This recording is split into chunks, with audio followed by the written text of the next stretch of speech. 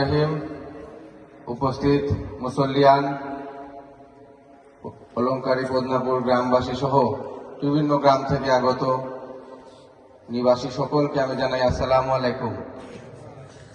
আজকের এই গুরুত্বপূর্ণ বার্ষিক ওয়াজ মাহফিলে আমাকে আমন্ত্রণ জানানোর জন্য এই ওয়াজের আয়োজনকারী সকলকে, এই মাদ্রাসার শিক্ষক এবং ছাত্র সকলকে আমি আমার পক্ষ থেকে আন্তরিক ধন্যবাদ জানাচ্ছি এবং কৃতজ্ঞতা জানাচ্ছি। আজকের এই ওয়াজ মাহফিলে উপস্থিত হতে পেরে আমি নিজেও একটু কৃতজ্ঞ। আমি অত্যন্ত অনুভব করেছি এই ওয়াজের প্রতিটি মুহূর্ত আপনাদের সকলের উপস্থিতি।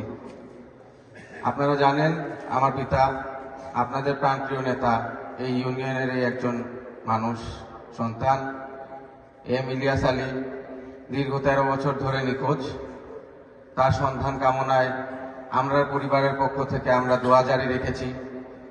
আমি আপনাদের কাছে আহ্বান করব এবং অনুরোধ করব, আপনারা সকলে নিজ নিজ অবস্থান থেকে আপনাদের পরিবার পরিজন এবং প্রতিবেশী সহ তাকে ফিরে পাওয়ার জন্য দোয়া জারি রাখবেন। এবং সেই সাথে তার সাথে গুম হওয়া তার ড্রাইভার আনসার আলী, খাজাঞ্চি ইউনিয়নের একজন নিবাসী, এবং দিনার জুনেদ সহ বাংলাদেশের সকল গুম হওয়া নেতাকে ফিরে পাওয়ার জন্য আপনারা দোয়া জারি রাখবেন। যেহেতু আপনারা দেখেছেন অনেক গুম হওয়া নেতা ফিরে এসেছে, আমরাও আশাবাদী রয়েছি হয়তোবা আমাদের প্রিয়জন আমাদের কাছে ফিরে আসবে সেই আশায়। আপনারা সকলে দোয়া জারি রাখবেন।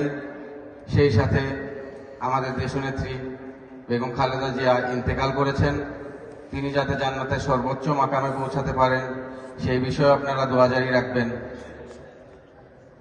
আমি সেই সাথে আপনারা জানেন আমার মা ত্রয়োদশ জাতীয় সংসদ নির্বাচনে অংশগ্রহণের জন্য প্রস্তুতি নিয়েছেন এবং ধানের শীষের মনোনয়নপ্রাপ্ত হয়ে আপনাদের খেদমত করার সুযোগ তিনি পেয়েছেন। আপনারা সকলেই আমাদের সাথে সহযোগিতা কামনা করছি। আপনাদের সাথে ইনশাল্লাহ আবারও দেখা হবে, আপনারা আমাদের সাথে থাকবেন। আমি এই বলে আমার সংক্ষিপ্ত বক্তব্য শেষ করতে চাচ্ছি। আসসালামু আলাইকুম।